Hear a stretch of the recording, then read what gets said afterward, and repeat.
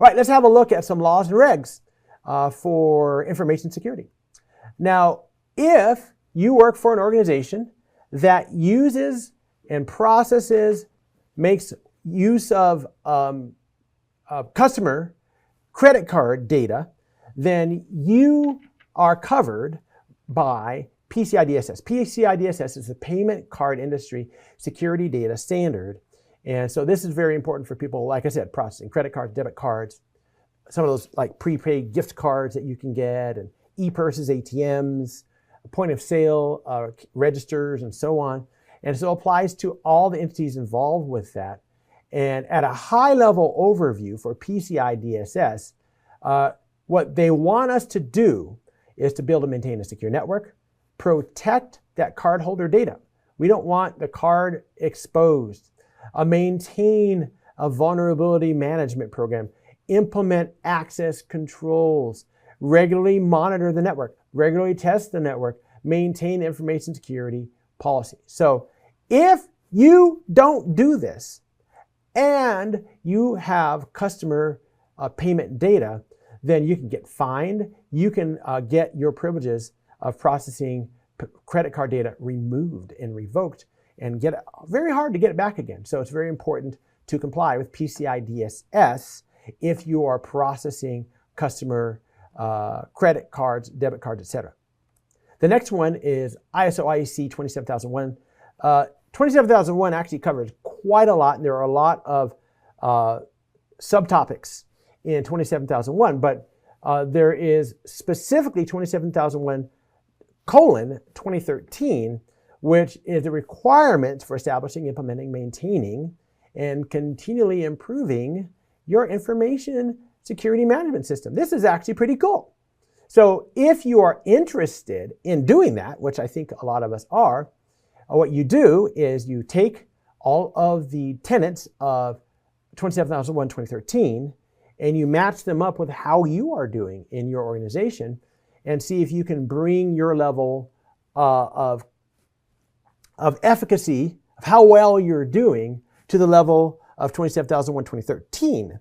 Or maybe you're actually doing things better. But either way, you can look at the way your organization does security objectives and requirements, information security management, cost-effectively managed security risks, looking at the management status of your information security activities, making sure you're in compliance with laws and regs, making sure that you have business established information security implemented really well, making sure that you have good information security management processes, making sure that you have relevant information about security, that you get it out to your customers. All of this is part of 27001:2013.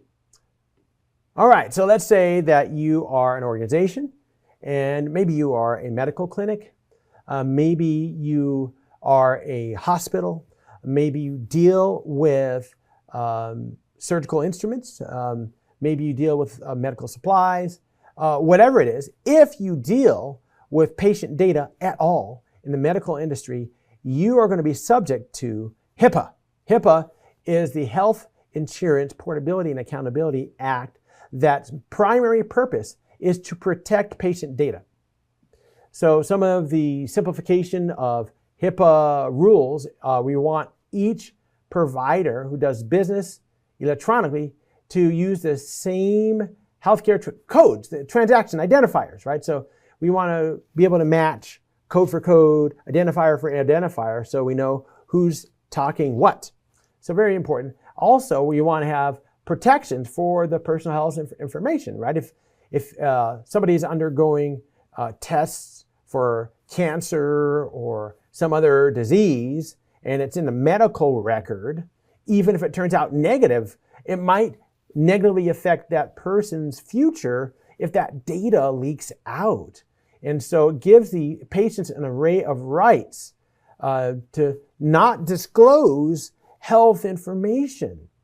And then we have a specification for administrative and physical and technical standards for confidentiality, integrity, and availability of that electronically protected health data. So we want to protect it, secure it, but make it available to those who are authorized to see it. If you're a healthcare provider, health plan, or an employer dealing with healthcare, then you want to have, again, national numbers. These are going to be things like Social Security and other types of national numbers to identify transactions, right? So then providing standards, enforcing administration, and simplification of rules. So all of this is a very highly simplified kind of distillment of some of the important stipulations, I guess we could say, of HIPAA. SOX. Now, I mentioned this earlier, and this came out of the Enron debacle, where they lost billions and billions of dollars of investor money, causing great problems all over the world, but specifically in the United States. And then in 2002, the Sarbanes-Oxley Act was put together. How? Why? To protect investors, to protect the public, right? You may be an investor in a corporation, all right? And then if you lose money, you chose that path, and it was, you knew there was risk. But what if you just have a pension, or you have some type of a savings fund that they invest in that organization, and it crashes and burns, and there goes your savings. So protecting the public and investors. Some of the key provisions of SOX, there are actually 11 titles. Very quick overview of these public accounting and oversight boards. So we want independent oversight of auditing services. One of the big deals that you'll see with SOX is it's not just about the corporation. It's about the accounting of that corporation. Because with Enron, it wasn't just Enron. It was their multi-billion-dollar accounting company, too, that they participated in it. So SOX identifies that there is responsibility to the board of the corporation. So in other words, if I am the CIO, CFO, or CEO, I can't say, I had no idea that someone was cooking the books and changing with the financial information. I didn't know. No, actually, you are personally responsible, is what SOX says. In fact, in Title II, the auditor has to be independent. In Title III, you have to be responsible for accuracy in every financial report. In Title IV, there are enhanced financial disclosures. In other words, we want pro forma figures. We want off-balance sheet transactions. We want everything that normally you would be hiding to hide your money. Oh no, we want to see that. Also with Title V, we don't want your analysts, your accountants, your CPAs to have conflicts of interest. Why? Because we want investors to be confident that what they are seeing, that reporting, is actually real. That's Title V. Title VI, we want the practices of the Commission of Resources and Authority, again, to be done in a way that will preserve, again, we see this over and over again in SOX, to restore investor confidence in this case, security analysts. And then in Title VII, we have subsidies and reports, where we want to take that public accounting, take credit rating agencies, security markets, and so on, and enforce violations and take these organizations and make sure they're not manipulating earnings or obfuscating true financial conditions. But wait, there's more. There's more of SOX. Title VIII, we want to manage corporate and criminal fraud accountability and make sure that we have good penalties for any manipulation, destruction, and alteration. So for instance, if you're about to be investigated, and so you have people up for all day and night, shredding and burning every document, right? That is willful destruction of potential fraud information, and you can be in big trouble. Also, Title VIII tries to protect whistleblowers. So if there's someone inside the organization that says none of the financial reports are real. It's all fake. And then the organization, does everything they can to take that whistleblower down. Nope, we don't want that to happen. Title 10, white-collar crime penalty enhancement. So used to be that if white-collar crimes happened, you didn't get much of a penalty. But now it's actually enhanced, stronger sentencing behind bars. Oh yeah, that was Title 10. 11 is corporate tax returns for your CEO. The CEO needs to sign off on it. The CEO can't say, oh, not me. I didn't see that tax return. I see no evil. So that's with Title 11, Title 12, corporate fraud accountability, identifying fraud, tampering, etc. The SEC can actually freeze large or unusual payments, like the organization might be trying to pay off somebody.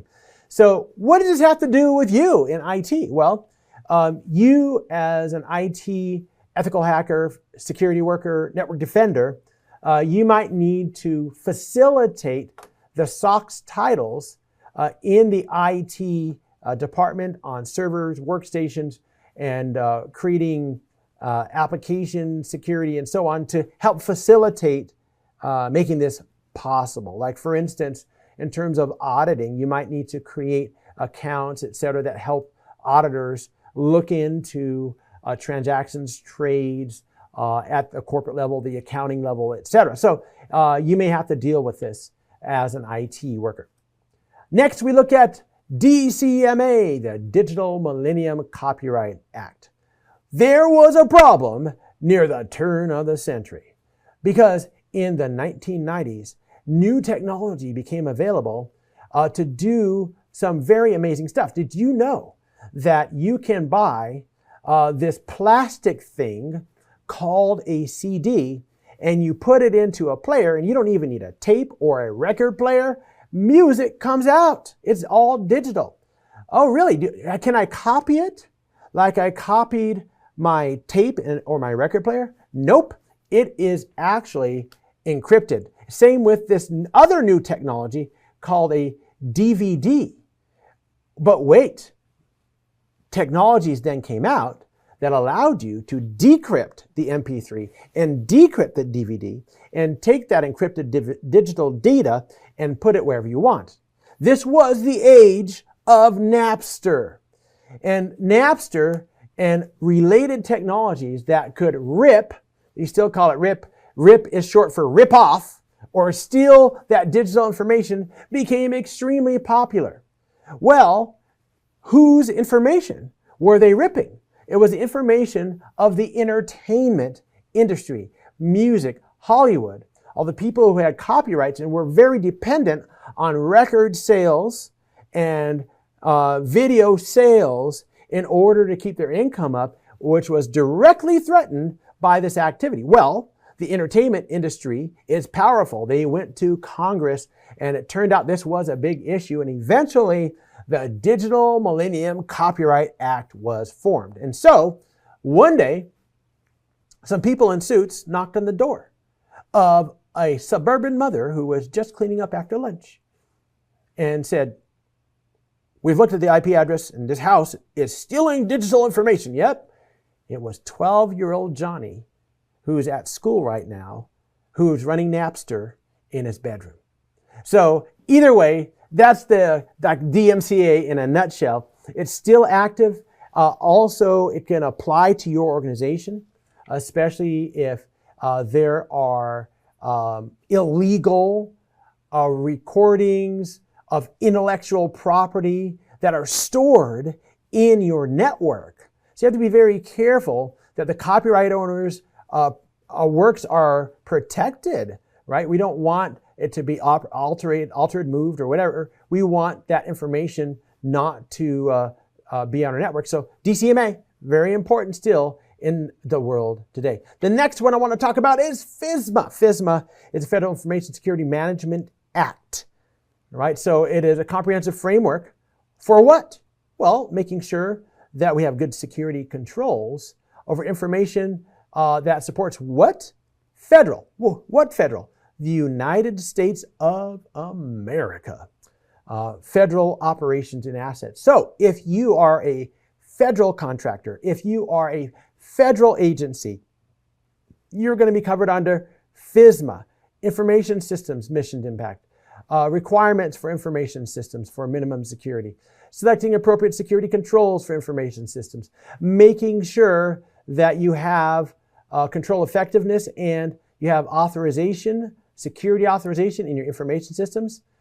There's a little reference there, cert.nist.gov, where you can look up FISMA. So again, for federal agencies, we have FISMA and good old European Union. So the European Union got together. They make a lot of laws, just like the United States makes a lot of laws. And as of May 25th, 2018, they put together the General Data Protection Regulation, or GDPR. And what GDPR's principles are was lawfulness, fairness and transparency, purpose limitation, data minimization, accuracy, storage limitation, integrity and confidentiality, and accountability. If you ask anybody who has heard of GDPR, they'll actually talk about two things. Number one is the right to be forgotten. So if I go to a website, a provider, an organization, and I say, hey, I don't want to be part of this anymore, get rid of my information, then they should be able to delete all your information from all their archives. And as far as that organization is concerned, you no longer exist. That's the right to be forgotten. The other artifact of GDPR is cookie notifications. Oh yeah, those nice cookie notifications you see all over the internet. That is from GDPR. Now you may ask yourself this question, wait a minute, I don't live in the European Union. Why in the world am I affected by GDPR? Well, it's because anybody who does business with or presents information to or works with or has availability to the European Union has to comply with GDPR, or they'll be blocked from the European Union, right? So if I have an organization and I have a website and people from Europe go to it, view it, shop on it, or whatever, then I better comply with GDPR, or else that availability will be gone. Next, we look at good old DPA 2018. This is the Data Protection Act, regulation for individuals that are making connection with any of the functions of the commissioner, including regulation of marketing codes. It's really to protect individuals in terms of personal data, that it is processed lawfully, that it's processed fairly, that the rights of individuals are protected, and so on. Wait a minute. I said commissioner. Which commissioner? Well, this also is not a United States act. This is a UK act. So if you want to look further into the DPA, go to www, right down here, if I can get my laser pointer to go down there, www.legislation.gov.uk. So irrespective of where you live, whether it's in the United States, where you have all these extra laws like Trademark and Patriot Act and Computer Security Act of 1987, whether you're in Australia, United Kingdom, or China, whether you're in Italy, Japan, or Singapore with the Computer Misuse Act, guess what? If your information interacts with these countries, or if you're doing business in these countries, you're going to have to know what these laws are. And one of the problems with laws is they don't go away. So if you have an act that was created in 1974, it may not even be relevant anymore to current modern processing, but it can be applied to it. So you and your legal team need to examine it and the laws of any of the countries with which you do business. So lots to think about. What we want to do is protect information dissemination, protect information and data flow, protect stored information, protect our customers, patients, credit card numbers, etc. And so there are acts, there are laws that can help do two things. Number one, tune up our organization like the ISO, IAC, and to protect patients and credit card users, etc., like PCI DSS and HIPAA. So that brings us to the end of this module.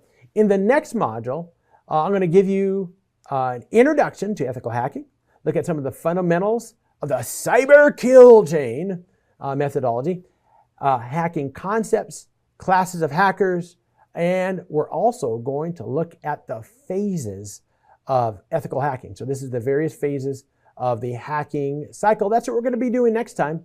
So that's the end of this module. Join me for Module 2.